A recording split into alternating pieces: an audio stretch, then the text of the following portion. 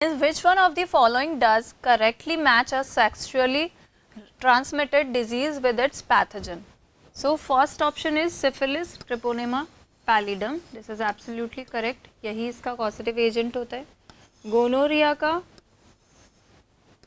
एंट amoeba histolytica नहीं होता है. गोनोरिया का क्या होता है? गोनोरिया का क्या होता है causative agent?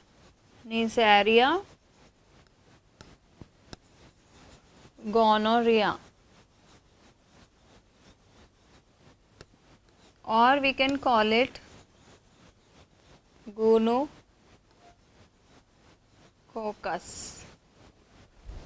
So this option will be wrong. Urethritis, this is a viral and bacterial both disease. ये वायरस की वजह से भी हो सकती है और बैक्टीरिया की वजह से भी हो सकती है. तो ई कोलाई की वजह से हो सकती है या फिर कैमाइडिया. So this option will be also wrong. Soft sore. What is soft sore? It's synonym, यानी इसको हम बोल सकते हैं soft chancre also. This is pronounced like chancre, not chancery. Okay. इसमें क्या होता है? अल्सर हो जाते हैं जेनाइटल रीजन में.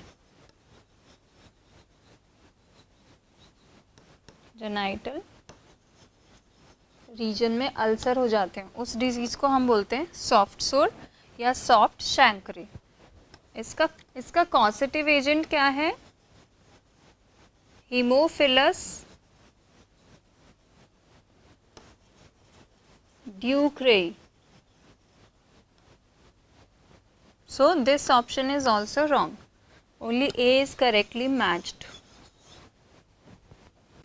So the next question is, Schizont stage of Plasmodium occurs in human. Erythrocyte में होते हैं Schizont स्टेज या कहाँ होते हैं ये पूछा है. तो सबसे पहले हम देखेंगे व्हाट इज Schizont स्टेज, या हम प्लाज्मोडियम के सारी स्टेजेस के बारे में ही बात कर लेते हैं.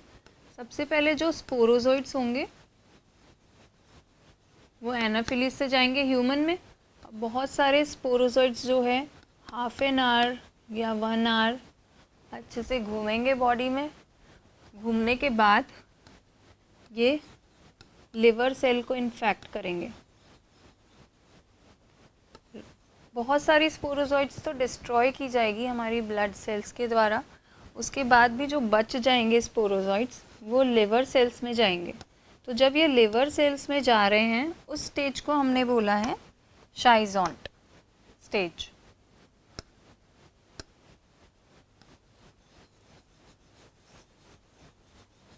ठीक है.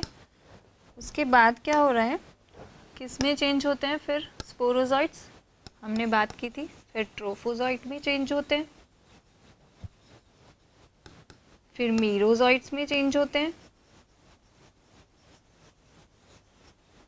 फिर जब मीरोजोइट्स बहुत ज़्यादा डिवीज़न करती है, बहुत ज़्यादा, बहुत सारी मीरोजोइट्स बन जाते हैं, यानी बहुत ड्रास्टिकली ये एसेक्सुअली डिवीज़न करती है, मल्टीप्लिकेशन करते हैं अपना. उस स्टेज को हम बोलेंगे रोजेट स्टेज.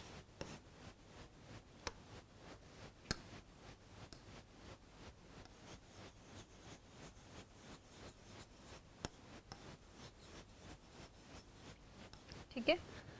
और एक जब ट्रोफोजोइट्स के बाद ये आरबीसी में अटैक करते हैं, हीमोग्लोबिन पे करते हैं, हमने पढ़ा था ना मीरोजोइट्स में चेंज होने से पहले जब, तब इस स्टेज को हमने बोला है स्कफोल्ड स्टेज.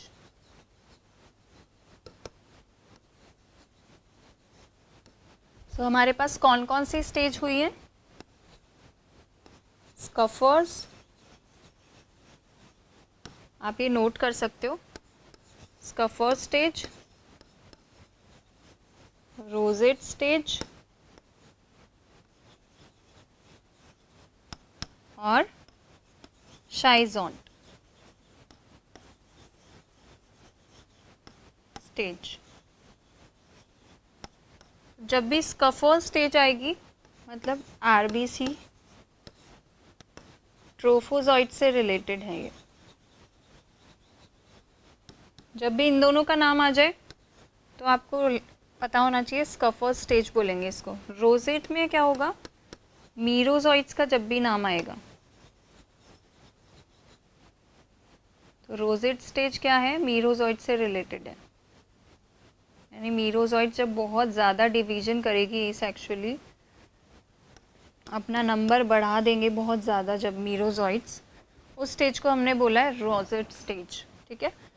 शाइजॉन स्टेज किससे रिलेटेड है, स्पोरोजॉइट से।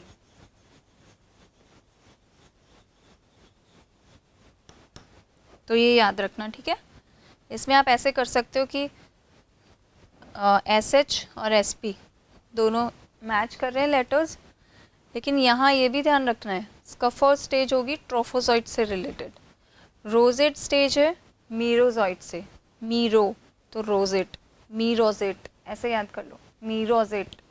तो मीरोजॉइट्स वाली स्टेज होगी रोजेट स्टेज, स्कफर्स होगी RBC या ट्रोफोजॉइट से रिलेटेड, शाइजॉन स्टेज है स्पोरोजॉइट से रिलेटेड।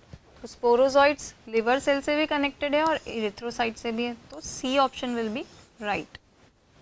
ओके, क्योंकि ये स्प्लीन सेल से रिलेटेड नहीं है, दिस इज़ रॉन्ग, इसलिए ये ऑप्शन गलत हो जाएगा।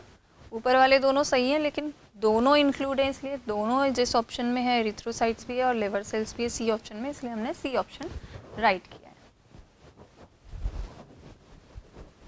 सो the next question is, if all ponds and puddles are destroyed the organism likely to be destroyed is. तो ये पूछा है अगर सारे पॉन्ड्स और पडल को डिस्ट्रॉय कर दिया जाए, जितने भी वाटर बॉडीज़ है छोटी छोटी, उनको सभी को डिस्ट्रॉय कर दे, तो इनमें से कौन है जो डिस्ट्रॉय हो जाएगा टोटली। तो लिशमानिया जो कॉज करता है लिशमैनियासिस, हमने पढ़ा था ये चैप्टर में भी, जिसको असम फीवर बोलते हैं या काला अज़र भी बोलते हैं या फिर डम फीवर बोलते हैं, जो कॉज करता है लिशमैनियासिस और काला अज़र और डम फीवर और असम फीवर, राइट। तो ये तो हो नहीं सकता डिस्ट्रॉय, क्योंकि ये तो अनकुक्ड जो या पार्शली कुक्ड जो था पोर्क, उससे हो रहा है, तो पानी का तो कोई कनेक्शन ही नहीं है इसमें, राइट। ट्रिपेनोसोमा पाया जाता है हमारी ब्लड स्ट्रीम में, ब्लड स्ट्रीम में आ जाता है ये और डिजीज़ कॉज करता है कंटामिनेटेड फूड से, कंटामिनेटेड फूड और वाटर से। नेक्स्ट है एस्कैरिस, ये पैरासाइट है, हमारी स्मॉल इंटेस्टाइन में होता है, तो इसको भी कोई फ़र्क नहीं पड़ेगा वाटर बॉडीज़ हम डिस्ट्रॉय कर दें तो भी, राइट। प्लाज्मोडियम को फ़र्क पड़ सकता है क्योंकि इसके होस्ट कौन कौन हैं, दो होस्ट है इसके, primary is mosquito, right, that is Anopheles,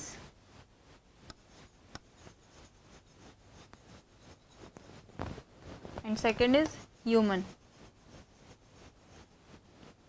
तो जो कॉज करता है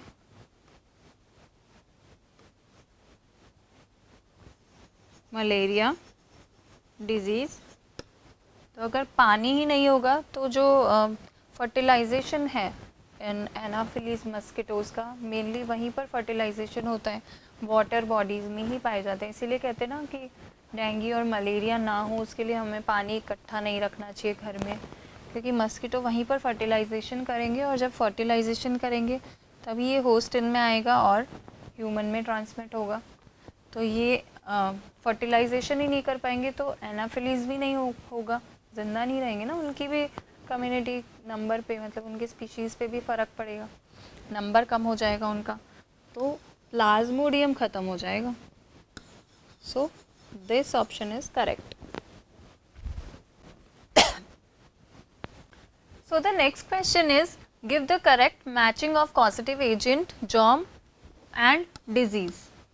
तो एक तरफ डिजीज़ होनी चाहिए और एक तरफ एजेंट होना, एजेंट है या नहीं वो हमें देखना है, या जर्म है या नहीं.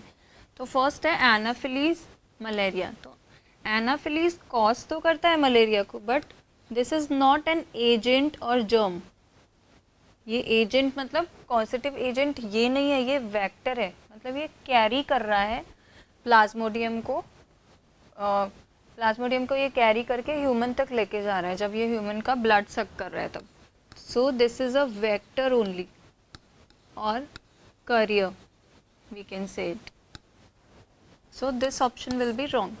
Leishmania is not called as sleeping sickness. Sleeping sickness is this Glossina, sleeping sickness, and Leishmania is called as kala azar. तो यहाँ पर ये उल्टा दे दिया. Wuchereria, yes, this is correct. Wucheria bancrofti is caused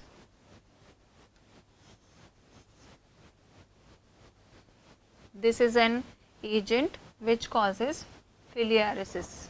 Okay, so option D is correct. So the next question is, the part of life cycle of malarial parasite Plasmodium vivax that is passed in female anopheles is. तो हमने ये बहुत बार पढ़ लिया था chapter के अंदर भी, जो वेदीफाइल के 3D वीडियोस हैं. स्पोरोजॉइड्स किस में ट्रांसफ़र होते हैं? ह्यूमन में, और ह्यूमन से गेमेटोसाइट पास होते हैं फीमेल एनाफिलीज में, right.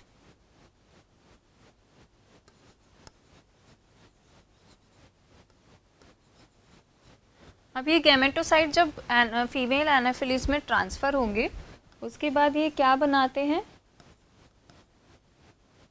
Male and female gametocytes में डिवाइड हो जाते हैं और फर्टिलाइजेशन होता है.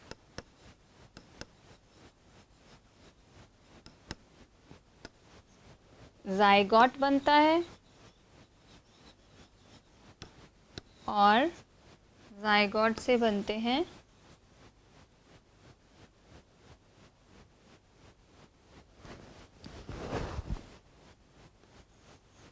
ookinete and then oocyst. Okay, तो ये प्रोसेस कहाँ हो रहा है फर्टिलाइजेशन वाला? फीमेल एनाफिलीज के अंदर. इसलिए हम फर्टिलाइजेशन को सेक्सुअल साइकिल के अंदर ही इंक्लूड करते हैं, राइट. तो चाहे ऑप्शन में फर्टिलाइजेशन होता, चाहे oocyte भी हो सकता है, सॉरी oocyst भी हो सकता है, ookinete भी हो सकता है, जाइगोट भी हो सकता है. कि जाइगोट कहाँ फॉर्म हो रहा है, किसके अंदर, कौन से होस्ट में फॉर्म हो रहा है, ये सब. So A option is correct. Pre erythrocytic schizogony, schizogony तो हमने पढ़ाई है. शाइजोगोनी किसको बोलेंगे?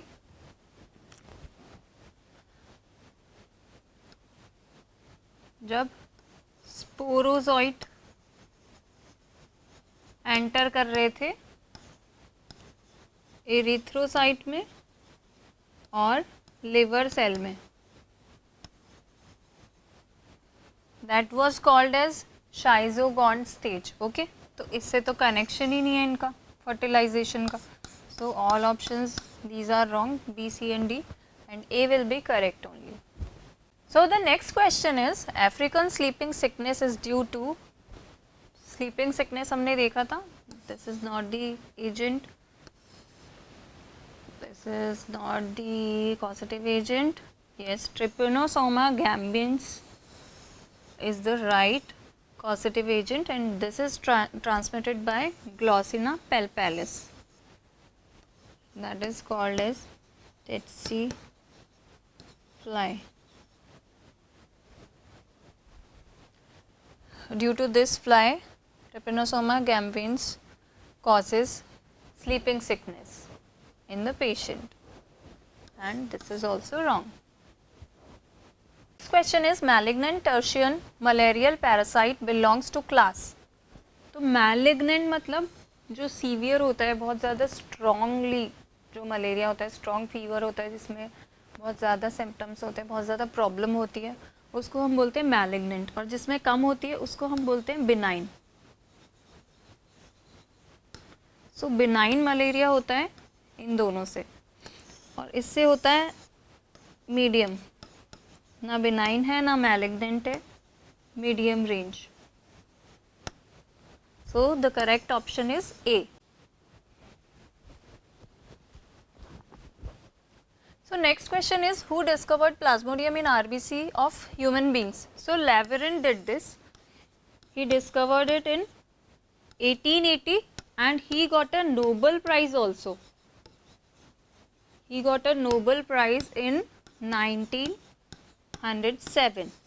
So this is also an important point for the aspect of your exam. So C option is correct. Next question is, the infective stage of malarial parasite plasmodium that enters human body is। तो ये हम पहले भी पढ़ चुके हैं, पहले वाले क्वेश्चंस में भी बहुत बार ये आ चुका है। ह्यूमन से जब प्रोटोजोआ जाएगा मस्किटो में, तो वो किस फॉर्म में जाता है?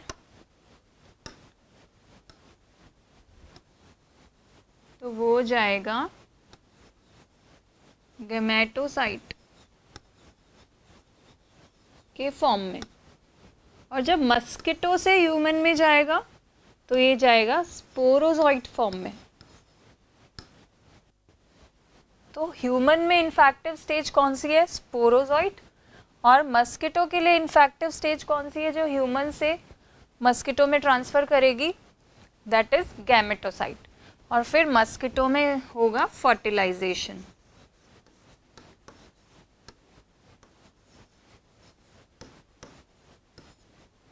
यानी कि सेक्सुअल स्टेज जो है ह्यूमन मस्किटो में होगी और एसेक्सुअल स्टेजेस होंगी ह्यूमन में। तो आंसर क्या होना चाहिए? Sporozoite, right? क्योंकि ट्रोफोजोइट भी ह्यूमन में है। माइन्यूटा फॉर्म मीन्स माइन्यूट फॉर्म, और मीरोजोइट मीन्स जब बहुत ज़्यादा डिवीज़न हो रहा था तब।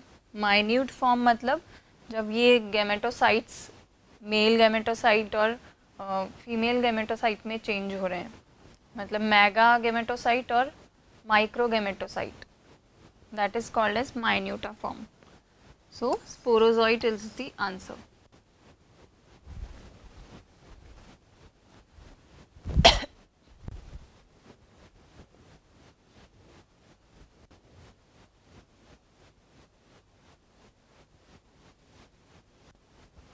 So the next question is, a bite of tsetse fly may pass to humans. First option is Leishmania donovanii. So this causes a disease, this causative agent named as Leishmania donovanii causes leishmaniasis. हमने बहुत अच्छे से पढ़ा है इसको, बार बार पिछले questions में भी आ चुका है। लेishmaniasis को हम और क्या बोलते हैं? असम फीवर या फिर डमडम फीवर ऑल्सो। ये कैसे होता है? पार्शली कुक्ड फूड या फिर आधे पके हुए पोर्क या मांस को खाने से होता है। तो जिन स्टेट्स में पोर्क खाया जाता है सबसे ज़्यादा, लाइक असम, वहाँ ये ज़्यादा होता है। ठीक है। देन नेक्स्ट ऑप्शन है ट्रिपेनोसोमा गैम्बियंस। ये एक प्रोटोजोअन पैरासाइट है।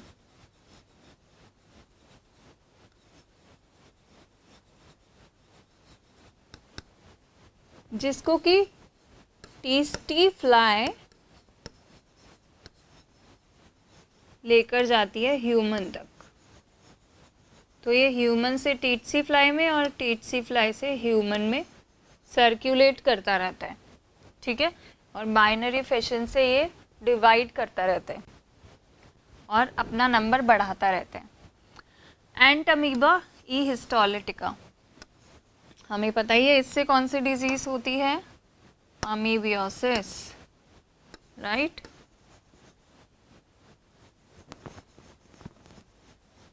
अमीबियासिस, ये कंटामिनेटेड फूड और वाटर से होता है, राइट।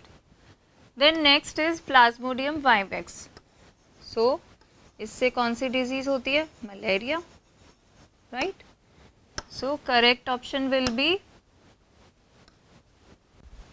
Trypanosoma gambiense.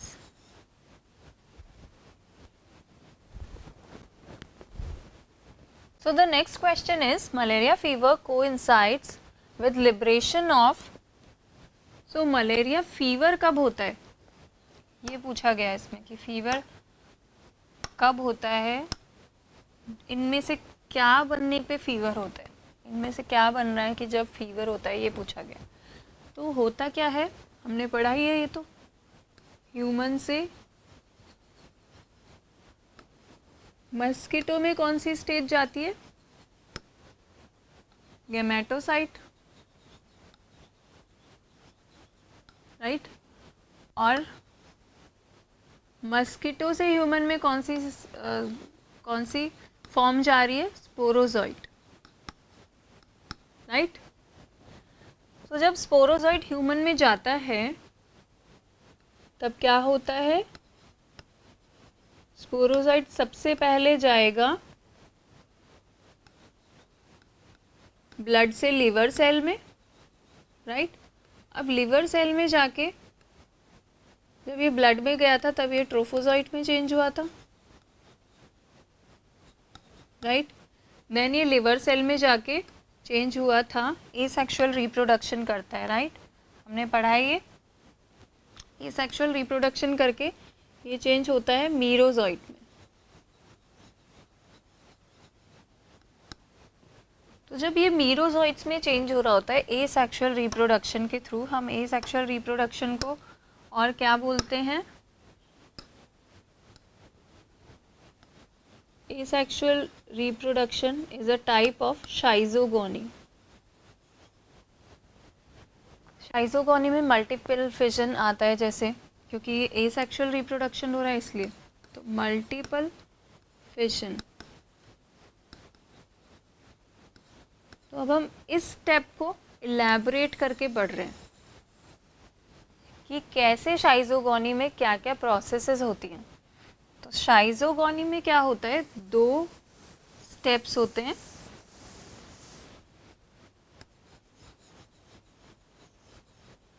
शाइजोगोनी में 2 स्टेप्स होते हैं, एक होता है प्री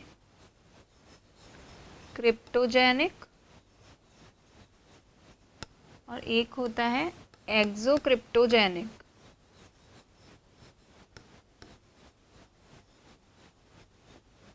ठीक है। प्री क्रिप्टोजेनिक, प्री से ही पता चल रहा है वर्ड से कि जो पहले होता है, तो सबसे पहले जाती हैं जब मीरोजोइट्स लिवर सेल में, तो और ज़्यादा मल्टीपल फिजन करती है। मल्टीपल फिजन करके ये क्या करती हैं, मीरोजोइट्स जो हैं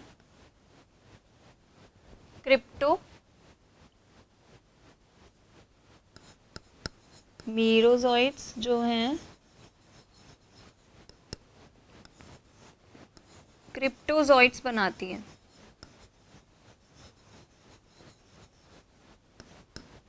यानी बहुत सारी जो सेल्स डिवाइड हो रही हैं, बहुत सारा नंबर इन्होंने कर लिया है अब अपना, उसको हमने बोला है क्रिप्टोजोइट्स। अब जो क्रिप्टोजोइट्स हैं वो नई लिवर सेल में जाती है और उसी स्टेज को हमने बोला है एक्सोक्रिप्टोजेनिक स्टेज। अब इस स्टेज में क्या होता है, ये जो क्रिप्टोजोइट्स हैं ये और मल्टीपल फिजन के थ्रू डिवाइड होती हैं और फिर ये बनाती हैं मेटा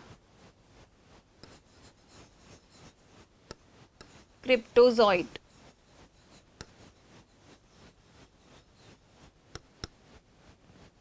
और बहुत सारी ये यूनी न्यूक्लिएटेड सेल्स में कन्वर्ट होती हैं।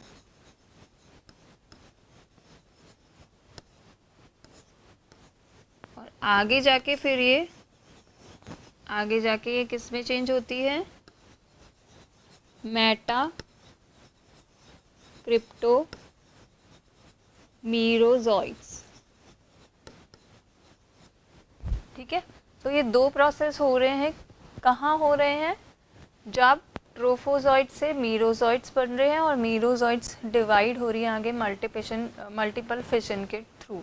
ठीक है, तो ये जब बन रहे हैं मेटाक्रिप्टोमीरोजॉइट्स, ये न्यू लिवर सेल्स में जा रही हैं वापस, तब मलेरिया फीवर ज़्यादा होता है। कुछ दिनों तक मलेरिया होने के बाद पता भी नहीं चलता है, 14-15 डेज़ लग जाते हैं कई बार टेस्ट में मलेरिया आने में। वो इसलिए कि आरबीसी में कई बार डॉर्मेंट स्टेज पर होती हैं, जो मलेरियन पैरासाइट हैं वो डॉर्मेंट स्टेज पर होता है। जब तक ये प्रोसेस कंप्लीट नहीं होता है तब तक फीवर आता नहीं है, तो रह रह के फीवर होता है। वापस ये प्रोसेस होगा, फिर से ये प्रोसेस होता रहेगा, तो हर 2-3 दिन में फीवर चढ़ता रहेगा, उतरता रहेगा, चढ़ता रहेगा, उतरता रहेगा। जब नई लिवर सेल पे अटैक होगा, जब नई आरबीसीज पे अटैक होगा, तब फीवर आएगा। इसलिए तो ऑप्शन क्रिप्टोमीरोजॉइट्स रॉन्ग हो गया, मीरोजॉइट्स रॉन्ग हो गया, ट्रोफोजॉइट्स तो बिल्कुल रॉन्ग है। इन तीनों में से आपको कन्फ्यूज़न होगा। तो जब ये प्रोसेस पूरा होगा तब फीवर होगा, राइट।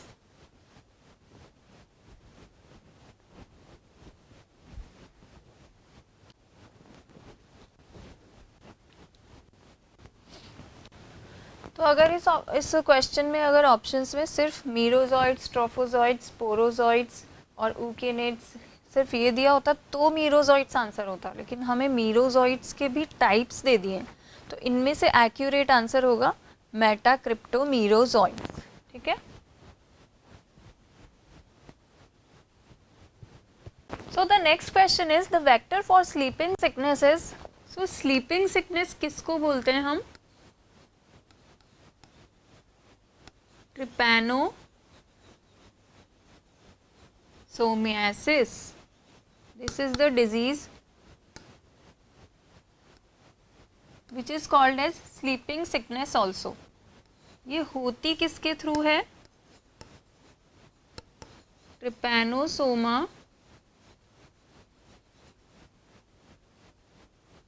ट्रिपैनोसोमा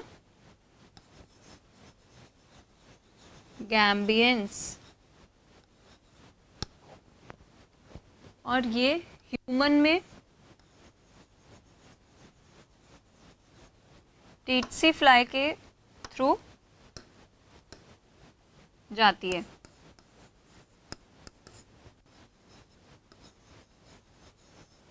ठीक है, इसको स्लीपिंग सिकनेस हम क्यों बोलते हैं, क्योंकि इसमें जो स्लीपिंग साइकिल होता है ह्यूमन का,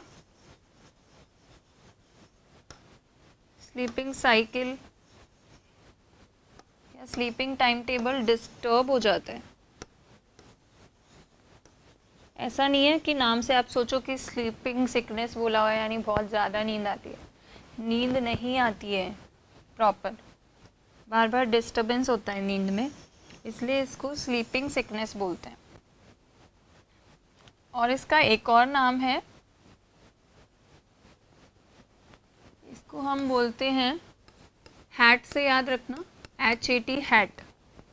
हैट का फुल फॉर्म क्या है, ह्यूमन अफ्रीकन ट्रिपैनोसोमियासिस। ठीक है, तो answer will be tsetse fly.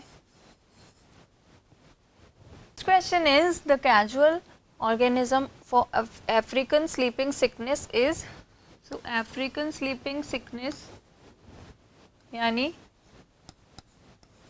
अभी हमने जस्ट इससे पहले वाले क्वेश्चन में पढ़ा है trypanosomiasis is the disease name and the causative agent is Trypanosoma gambiense. और ये किसके थ्रू फैलता है, किसके थ्रू, ह्यूमन में जाता है टिट्सी फ्लाई के through. So the D option is correct. So the next question is identify the wrong statement with reference to immunity. Wrong statement हमें देखना है इनमें से। So first option is when expose to antigen. Antigen means कोई भी foreign particle है, foreign particle अगर body में आता है या होस्ट में जाता है, फॉरेन पार्टिकल लाइक वो बैक्टीरिया भी हो सकता है, वायरस भी हो सकता है, प्रोटोजोन हो सकता है, कोई भी पैरासाइट होता है, हो सकता है जिससे कि डिजीज होती है होस्ट के अंदर। तो antibodies are produced in the host body. Host कौन होता है, होस्ट ह्यूमन भी हो सकता है, एनिमल भी हो सकता है, जिसमें डिजीज कॉज हो रही है फॉरेन पार्टिकल के आने पे, यानी एंटीजन के आने पे। तो जब एंटीजन आएगा यानी फॉरेन पार्टिकल आएगा, तब एंटीबॉडीज प्रोड्यूस होगी होस्ट की बॉडी में। This is called as active immunity. So yes, this is correct. इसी को हमने एक्टिव इम्यूनिटी बोला है कि जब पार्टिकल आएगा फॉरेन पार्टिकल, तब एंटीबॉडीज प्रोड्यूस होगी हमारी बॉडी में। Next option is when ready-made antibodies are directly given। ready-made antibodies मतलब जब वैक्सीन दी जाती है, जैसे अभी कोविड की लगी है ना कोविशील्ड वैक्सीन, सो वो रेडीमेड एंटीबॉडीज़ हमें दी गई है, ठीक है। जब डायरेक्टली दी जाती है इनको, हमने बोला है इस टाइप की इम्यूनिटी को हम बोलते हैं passive immunity. This is also correct. Okay, next, active immunity is quick and gives full response. So active immunity किसको बोला था हमने, फर्स्ट ऑप्शन पे भी पढ़ा है, जब एंटीजन हमारी बॉडी में आएगा या किसी भी होस्ट की बॉडी में जाएगा तो एंटीबॉडीज प्रोड्यूस होगी। तो इसमें लिखा है ये क्विक होती है और give full response. This is not right, क्योंकि क्विक रिस्पॉन्स होगा यानी ये भी हम नहीं कह सकते हैं, it is a slow process. And gives full response, full response ज़रूरी नहीं है देगा ही। अगर ऐसा होता कि फुल रिस्पॉन्स हमेशा होता है एक्टिव इम्यूनिटी का, तो फिर हमें कोई डिजीज़ ही नहीं होती, हम अपने आप ठीक हो जाते हैं, हमें दवाइयों की ज़रूरत नहीं होती, हमें वैक्सीन की ज़रूरत नहीं होती। इसलिए ये ऑप्शन गलत है। Next is fetus receives some antibodies from mother, it is an example of passive immunity। yes, ये नेचुरल पैसिव इम्यूनिटी है, यानी ये सबके पास होती है, नेचुरली मिलती है। कौन सी एंटीबॉडी जाती है मदर से फीटस में, क्या नाम है उसका, IgG, right. So this option is also correct. So the answer will B option C, because this statement is wrong. Next question is, which of the following immune responses is responsible for rejection of kidney graft? So हमने पढ़ा है B lymphocyte और T lymphocyte, right. थोड़ा सा हम इनको देख लेते हैं। B lymphocyte कहाँ प्रोड्यूस होती है, बोन मैरो में, और T lymphocyte भी बोन मैरो में प्रोड्यूस होती है, लेकिन ये थाइमस में भी प्रेजेंट होती है, बाद में ये थाइमस में चली जाती है बोन मैरो से। तो ये बोन मैरो में भी पाई जाती है और थाइमस में भी, इसलिए इनका नाम T lymphocyte है, ठीक है। अब ये जो B lymphocyte है ये कहाँ पाई जाती है, ब्लड में, इसीलिए ये रिस्पॉन्सिबल है ह्यूमोरल, या इसको कहते हैं anti body immune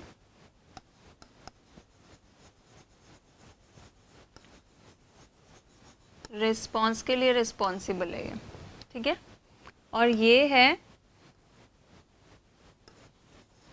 cell intermediate response के लिए, क्यों? क्योंकि ये ब्लड में नहीं पाई जा रही है। ब्लड में अगर लिम्फोसाइट्स होती हैं तो वो सारे ऑर्गन्स में जाती हैं, राइट। तो अगर इसमें कोई डिस्टर्बेंस होगा तो सारे ऑर्गन्स में जो ब्लड जा रहा है सब में चला जाएगा। तो ये थोड़ी ज़्यादा इम्पॉर्टेंट है। ये कैंसर सेल्स या फिर ग्राफ्टिंग होती है,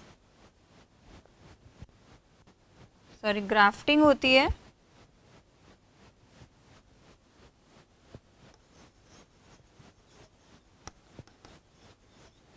तब इनकी वजह से कोई इफ़ेक्ट शो नहीं होता उस पर। लेकिन जब यहाँ ग्राफ्टिंग होगी तो टी लिम्फोसाइट इफ़ेक्ट शो करेंगी, क्योंकि ये पाई जा रही है सेल के अंदर। तो सेल के अंदर है यानी किसी ऑर्गन के अंदर है, हर ऑर्गन में सेल्स तो होंगी, तो वो रिजेक्ट करेंगी दूसरी वाली सेल्स को, यानी फॉरेन पार्टिकल्स को। दूसरा जो ऑर्गन है जिससे ब्लड मैच नहीं हो रहा, वो ब्लड मैच नहीं होने की वजह से उसको रिजेक्ट करेंगी टी लिम्फोसाइट। तो टी लिम्फोसाइट किससे कनेक्टेड है? सेल इंटरमीडिएट इम्यून रिस्पॉन्स से। या फिर ग्राफ्टिंग का नाम जब भी आएगा, जब भी हम ऑर्गन ट्रांसप्लांट करेंगे या कैंसर सेल्स की बात आएगी, तो सेल मीडिएटेड इम्यून रिस्पॉन्स ही उसके लिए इफेक्ट करेगा। देन है auto immune response. Auto immune response क्या होता है?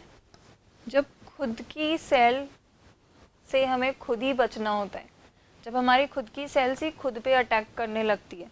इसके एग्जाम्पल है जैसे टाइप 1 डायबिटीज़,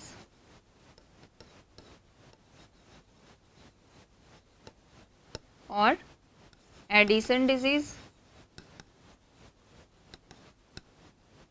और हाशीमोटो। ये इसके एग्जाम्पल्स हैं कुछ। और एक आर्थराइटिस भी है।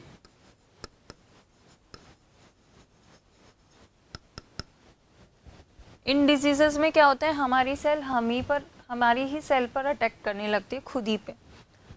फिर है ह्यूमोरल इम्यून रिस्पॉन्स, ये हम पढ़ ही चुके हैं, बी लिम्फोसाइट से कनेक्टेड है।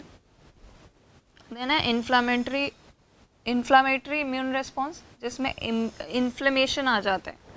तो ये ऑप्शन गलत होगा, ये ऑप्शन गलत, ये ऑप्शन भी गलत। सो सेल मीडिएटेड इम्यून रिस्पॉन्स। तो जब भी किडनी या किसी भी ग्राफ्टिंग की बात आएगी, यानी ट्रांसप्लांट की बात आएगी, ऑर्गन ट्रांसप्लांट की,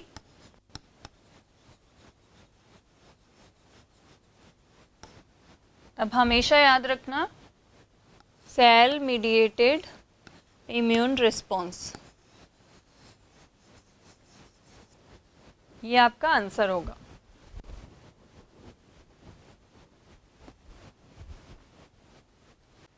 So the next question is colostrum, the yellowish fluid. colostrum yellowish fluid मतलब जो सबसे पहले जो मदर बर्थ होता है जब बेबी का, तो सबसे पहले जो मिल्क प्रोड्यूस होता है, सबसे पहले जो मिल्क आता है बेबी को, जो मिलता है उस वो येलो कलर का होता है और बहुत ही गाढ़ा होता है, थिक होता है, उसको कोलेस्ट्रम बोलते हैं। Secreted by mother during the initial days of lactation is very essential to impart immunity to the newborn infants because it contains। तो इसमें ऐसा क्या होता है कि बेबी के लिए इम्यूनिटी क्रिएट करता है जो कोलेस्ट्रम है। तो ऑप्शंस दिए हुए हैं, इम्यूनोग्लोबिन ए, मोनोसाइट्स, नेचुरल किलर सेल और मैक्रोफेजेस। तो राइट आंसर है इम्यूनोग्लोबिन ए। इम्यूनोग्लोबुलिन ए यानी IgA, और एक है IgG। हमने पढ़ा है चैप्टर में बहुत अच्छे से, ये दो ही हैं जो मदर से बेबी में जा रहे हैं। IgG तो कब जाएगा? जब प्लेसेंटा के थ्रू फीटस में, जब बेबी वोम के अंदर है, और ये जा रहा है जब बेबी वोम के बाहर आ चुका है, यानी बेबी का बर्थ हो चुका है, तब कोलेस्ट्रम के थ्रू। ठीक है, ये तब जा रहा है बेबी के पास। और मोनोसाइट्स, नेचुरल किलर सेल और मैक्रोफेजेस, ये सब तब काम करेंगे जब एंटीजन आ रहा है, यानी कि फॉरेन पार्टिकल, कुछ भी हो सकता है, बैक्टीरिया या कोई भी बाहर की गंदगी, फॉरेन पार्टिकल उसी को बोलेंगे, बैक्टीरिया, वायरस, कुछ भी हो सकता है वो, तब ये काम करेंगी फेगोसाइटोसिस में।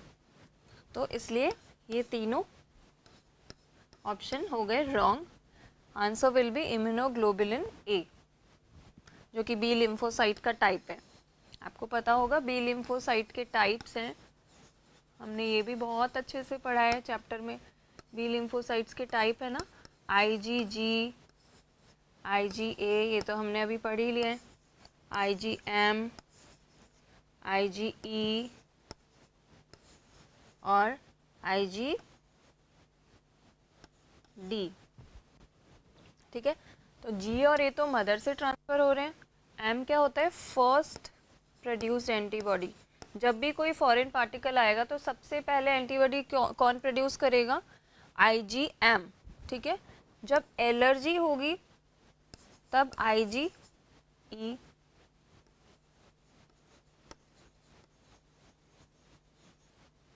ठीक है, तो answer will B A option.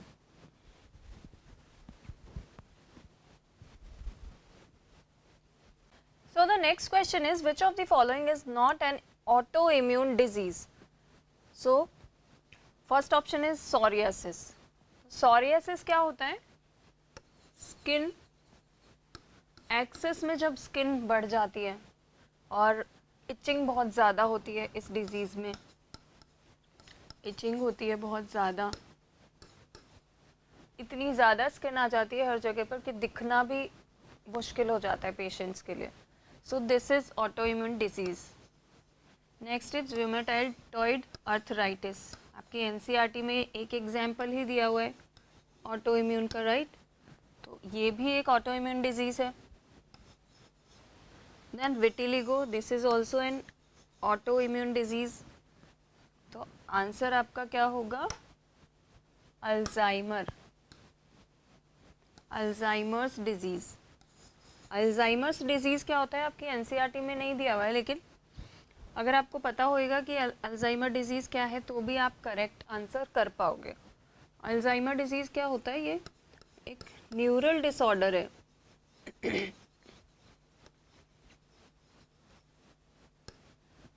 अगर जैसे क्रोमोसोम में कोई प्रॉब्लम हो गई है, कोई भी म्यूटेशन हो गया है जीन्स में, तो प्रोटीन नहीं बन पाएगा ना उसकी वजह से। तो प्रोटीन नहीं बन पा रहा है और ब्रेन में वो प्रोटीन जमा हो गए हैं बहुत ज़्यादा, तो ब्रेन का डिसऑर्डर है ये। इससे फिर मेमोरी लॉस हो जाता है।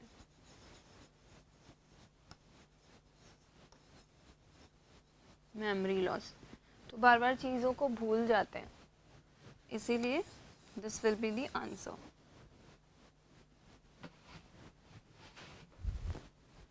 So next question is, transplantation of tissues organs fails often due to non-acceptance by the patient's body. Which type of immune response is responsible for such rejections? तो हमने ये questions सेम टू सेम अभी पहले देखा है, थोड़ी देर पहले ही। तो सेल मीडिएटेड इम्यून रिस्पॉन्स क्या होता है? ह्यूमोरल इम्यून रिस्पॉन्स क्या होता है? ह्यूमोरल होता है ब्लड से रिलेटेड, नाम से ही पता चल रहा है, तो ऑब्वियसली ब्लड से रिलेटेड तो नहीं हो सकता, ये ऑर्गन के बारे में, इसलिए तो this option is wrong. Physiological भी नहीं हो सकता है, this option is also wrong. Auto immune, अब आप सोचोगे कि ऑटो इम्यून तो हो सकता है क्योंकि यहाँ पर रिजेक्शन हो रहा है, लेकिन ऑटो इम्यून तब होता जब हमारी ही बॉडी का पार्ट होता है, लेकिन यहाँ किसी और का पार्ट दूसरे होस्ट की बॉडी में हम ले रहे हैं, पेशेंट की बॉडी में हम किसी और का लिवर ले रहे हैं या किडनी ले रहे हैं, उसके रिजेक्शन की बात हो रही है, तो ऑटो इम्यून भी नहीं होगा। So it will be cell mediated immune response, CMIR।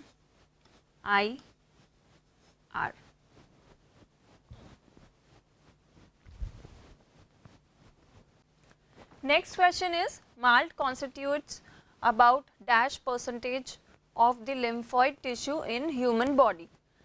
तो ये क्वेश्चन तो आप तभी कर पाओगे जब आपने पढ़ा है इसके बारे में। इसमें हम दूसरे ऑप्शंस में देख के या समझ के करने का कुछ नहीं है, मेमोरी बेस्ड क्वेश्चन है, right? So D option is right. 50% of the lymphoid tissue is present in malt of the human body. So the next question is, antivenom injection contains performed antibodies while polio drops that are administered into the body contain. तो यहाँ क्या पूछा है, antivenom injection contains preformed antibodies while polio drops. तो आपसे पूछा है polio के लिए कि पोलियो में कौन से पैथोजन होते हैं इनमें से. तो गामा ग्लोबुलिन तो ऑब्वियसली नहीं हो सकता है. एटीन्यूटेटेड या एक्टिवेटेड पैथोजन, तो जो पोलियो की ड्रॉप्स होती है ओपीवी, राइट, ओरल तो दे रहे हैं हम, लेकिन एटीन्यूटेड पैथोजन होते हैं उसमें, यानी वीक करके देते हैं हम पैथोजन को.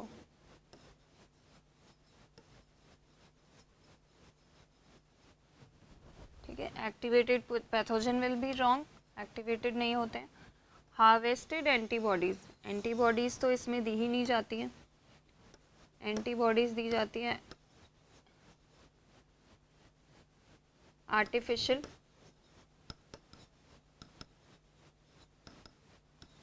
पैसिव इम्यूनिटी में.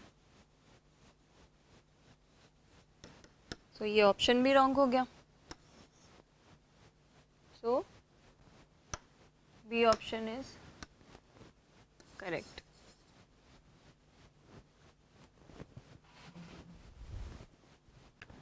So the next question is, in higher vertebrates the immune system can distinguish self cells and non-self. If this property is lost due to genetic abnormality and it attacks self cells,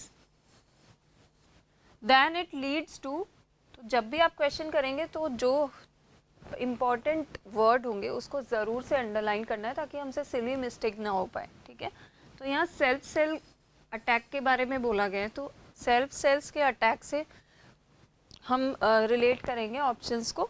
तो हम सबसे पहले देखेंगे active immunity. तो ये किससे related है, self attack जो होता है. एक्टिव इम्यूनिटी में क्या होता है, हम क्या करते हैं, या तो वैक्सीन्स देते हैं. वैक्सीनेशन जो आता है वो एक्टिव इम्यूनिटी में आता है. तो आप एक्टिव इम्यूनिटी से हमेशा याद रखना वैक्सीन्स को. इससे आपको याद आ जाएगा एक्टिव इम्यूनिटी होता क्या है. हमने चैप्टर में भी बहुत अच्छे से पढ़ा है, राइट. तो वैक्सीनेशन में हम क्या करते हैं, या तो वीक करके देते हैं पैथोजन को, या वायरस को, या बैक्टीरिया को, समझ लीजिए. तो हम उसमें वीक दे रहे हैं पैथोजन को, वीक करके या फिर किल करके, राइट. तो एक्टिव इम्यूनिटी बिल्कुल नहीं हो सकता इसका answer. Graft rejection, graft rejection में भी बाहर का आ रहा है फॉरेन पार्टिकल, राइट. तो इसमें भी नहीं हो सकता. एलर्जिक रिस्पॉन्स, एलर्जी में भी बाहर का आ रहा है. एलर्जी होती है तो धूल मिट्टी से हो सकती है, बाहर से कोई भी पैथोजन आ सकता है, राइट. तो एलर्जिक रिस्पॉन्स भी नहीं होगा इसका answer. So auto immune disease will be the answer. उसी में सेल्फ सेल अटैक करती है, खुद की सेल्स पे अटैक करने लग जाती हैं सेल्स, और खुद ही को किल कर देती हैं, right. So the next question is, if you suspect major deficiency of antibodies in a person, to which of the following would you look for confirmatory evidence. तो यानी एक पर्सन में अगर एंटीबॉडीज़ की कमी है, यानी डेफिशिएंसी ऑफ एंटीबॉडीज़ है एक पर्सन में, यानी पेशेंट में, तो हम इनमें से किसके थ्रू टेस्ट कर सकते हैं कि इसमें एंटीबॉडी कम है, किसी पर्सन में एंटीबॉडी कम है, तो हम इनमें से किसका टेस्ट करेंगे. तो हीमोसाइट से, हीमो से ही पता चल रहा है, ब्लड सेल से. तो सिर्फ ब्लड में तो बहुत सारी ही सेल इंक्लूड है, राइट. ब्लड में प्लाज्मा भी इंक्लूड है, WBC, RBC, तो इससे तो हो नहीं सकता. This is wrong. नेक्स्ट है फाइब्रिनोजन इन प्लाज्मा. फाइब्रिनोजन क्या करते हैं, ब्लड क्लॉटिंग का काम करते हैं. ये हमने फ्लूइड वाले चैप्टर में देखा है बहुत अच्छे से. अब बचे हैं दो, सीरम ग्लोबुलिन्स और सीरम एल्ब्यूमिन्स. तो एल्ब्यूमिन क्या करता है, ऑस्मोसिस बैलेंस करता है.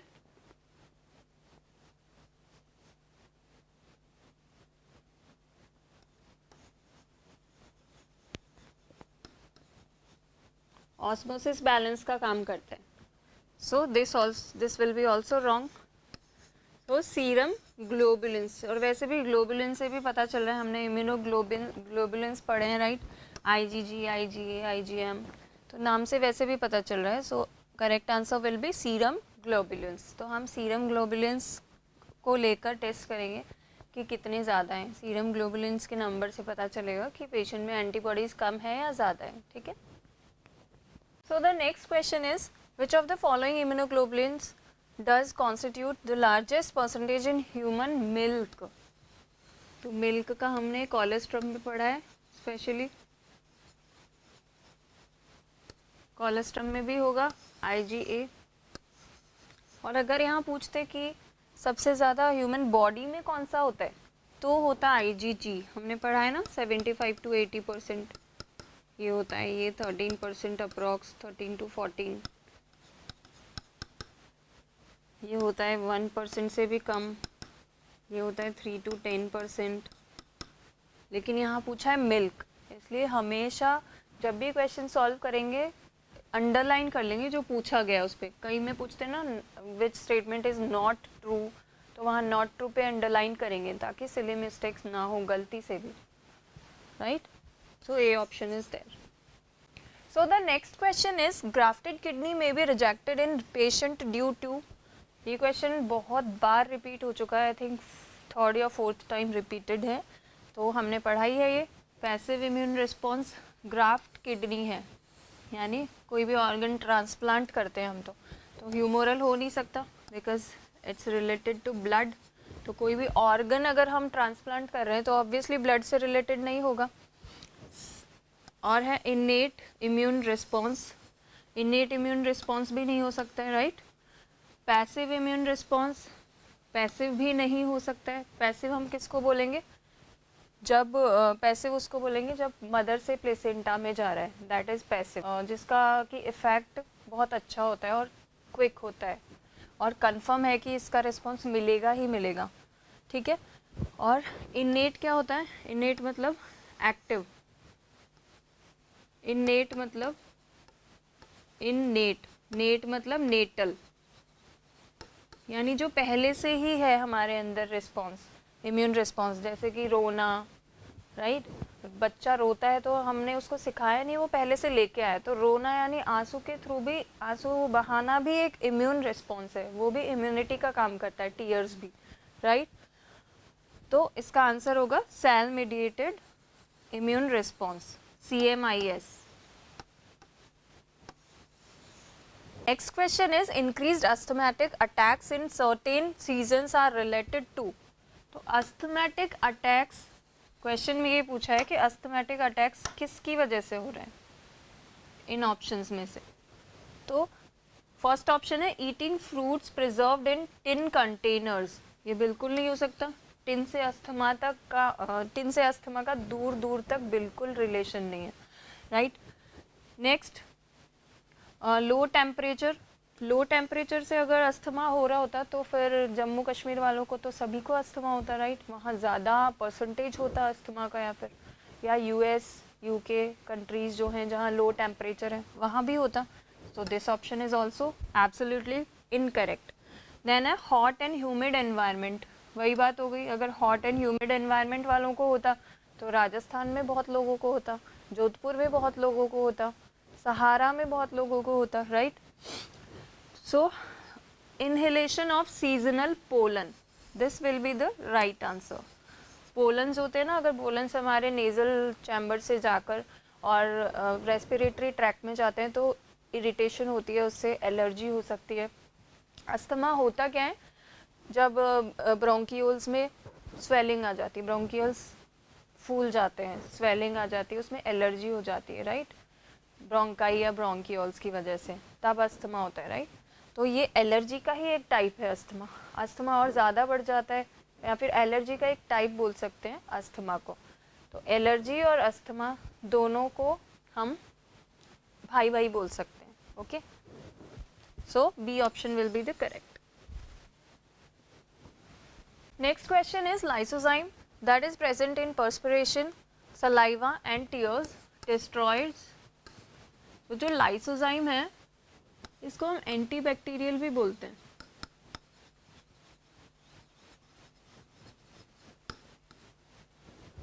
एंटीबैक्टीरियल बोलते हैं क्योंकि ये कंपोज कर देता है सेल वॉल में. So B option is all viruses, C option is most virus infected cells. तो दोनों में वायरस आ गया तो ऑब्वियसली ये दोनों तो होंगे ही नहीं. अब बचा है फंगाई और certain types of bacteria. Fungi को भी ये नहीं डिस्ट्रॉय करता है, कुछ खास फर्क नहीं पड़ता है लाइसोजाइम का इस पे. और वायरसेस की तो सेल वॉल भी नहीं होती, तो ये किसको परफोरेटेड करेगा, किस में छेद करेगा, मतलब लाइसोजाइम सेल वॉल पे परफोरेशन कर देता है. तो this option will be correct. Bacterias पे लाइसोजाइम का इफेक्ट पड़ता है, इसीलिए इसको एंटी बैक्टीरियल बोलते हैं लाइसोजाइम को. Okay. So next question is antibodies in our body are complex glycoproteins, lipoproteins, steroids or prostaglandins. So lipoproteins, steroids and prostaglandins are the types of lipids. And what are antibodies? Lipid or protein? These are protein, no? So glycoproteins will be the answer.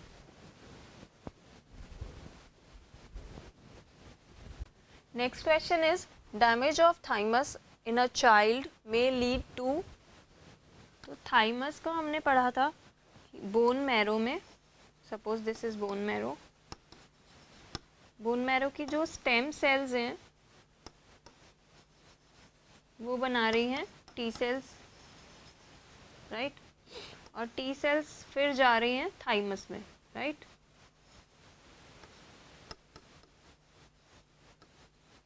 Thymus gland में, और यहाँ जाके T cells का maturation होता है, right. और ये cause करती हैं सेल मीडिएटेड इम्यून सिस्टम को, CMIS, right. So T cells का कनेक्शन है CMIS से, यानी कि थाइमस का कनेक्शन है CMIS से.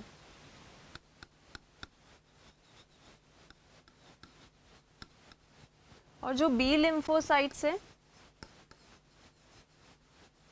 बी लिम्फोसाइट किससे कनेक्टेड है? AMIS से, एंटीबॉडी मीडिएटेड इम्यून सिस्टम से. सो ये ऑप्शन रॉन्ग हो गया आपका. देन है a reduction in stem cell production. तो स्टेम सेल का थाइमस से कोई कनेक्शन नहीं है, ठीक है, क्योंकि स्टेम सेल्स होती है बोन मैरो में जो कि बना रही है टी सेल्स, ठीक है. इसके अलावा अ reduction in haemoglobin content of blood. Haemoglobin से दूर दूर तक कनेक्शन नहीं है थाइमस का. तो ये ऑप्शन गलत है, ये ऑप्शन गलत हो गया, ये ऑप्शन गलत हो गया. Loss of cell mediated immunity, this is the right option. Next question is short mediated immunity acquired from mother to fetus across placenta or through mother's milk to the infant is categorized as. तो हम ये पढ़ चुके हैं. Mother's milk में कौन सी antibody होती है? IgA कोलेस्ट्रम में, राइट. इसको हम कोलेस्ट्रम भी बोलते हैं. जो मदर का फर्स्ट मिल्क होगा येलो कलर का, उसको हमने बोला था कोलेस्ट्रम, राइट. और जो फीटस के थ्रू प्लेसेंटा से जा रही है उसको हमने बोला था IgG, राइट. सबसे इम्पॉर्टेंट इम्यूनोग्लोबुलिन. तो इसको हमने बोला है passive immunity. So this option will be correct. Active immunity क्या होता है? वैक्सीनेशन. हमने पढ़ा है ना, वैक्सीनेशन से याद रखना है एक्टिव इम्यूनिटी को. Innate non specific immunity. Innate क्या होता है? जो बाय बर्थ होती है, जैसे रोना, टीयर्स, राइट. सेल्युलर इम्यूनिटी जो सेल्स में होती है. So these options are wrong. जो भी फीटस से या मदर्स में से रिलेटेड होगी वो पैसिव इम्यूनिटी होगी. Okay. So the next question is interferons are synthesized in response to. तो इंटरफेरॉन्स होता क्या है? Interferons are the antiviral proteins. इससे पहले के क्वेश्चंस में हमने क्या पढ़ा था? एंटी बैक्टीरियल प्रोटीन्स या एंजाइम्स, जिनका क्या नाम था? Lysozymes, right. इंटरफेरॉन्स होता है एंटीवायरल प्रोटीन्स, जैसे एग्जाम्पल है IFN alpha, IFN beta, these are the examples of interferons. तो mycoplasma is the type of bacteria, so this option will be wrong. Bacteria is also wrong. Viruses is absolutely right. Fungi is wrong. तो interferon होता क्या है, जैसे ही virus आएगा तो जो जिस सेल में वायरस आया है वो इंटरफेरॉन रिलीज़ करेगी आसपास की सेल्स में भी, ताकि उनको भी वायरल रेजिस्टेंस मिलेगा, यानी वायरस से वो बच पाएंगी आसपास की sales. So that is called interferons.